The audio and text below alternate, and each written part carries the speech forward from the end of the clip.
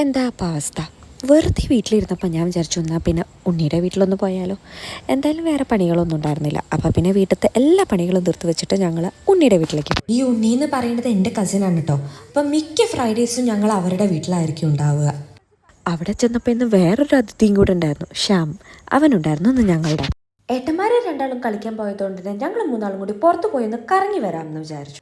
ഞങ്ങൾക്കൊരു free time കിട്ടിക്കഴിഞ്ഞാൽ ആദ്യം ഞങ്ങൾ ഓടിച്ചെല്ലുന്ന ഒരു സ്ഥലമാണ് ഉണ്ണിയുടെ വീട് കേട്ടോ. അല്ലെങ്കിൽ അവർ ഞങ്ങളുടെ വീട്ടിലേക്ക് പോകും. എന്തായാലും ഞങ്ങൾ ഒന്നിച്ചായിരിക്കും. അന്ന് ഞങ്ങൾ മൂന്നാളും കൂടെ പോയത് അവിടെ അടുത്തുള്ള ഒരു മോളിലാണ്. അവിടെ കയറി വെറുതെ തെണ്ടി തിരിഞ്ഞു നടന്നു എന്നുള്ളതാണ് സത്യം. നോട്ടം കാണുമ്പോൾ നിങ്ങൾ വിചാരിക്കും ഞങ്ങൾ എന്തെങ്കിലുമൊക്കെ ഒന്ന് വാങ്ങിയത്.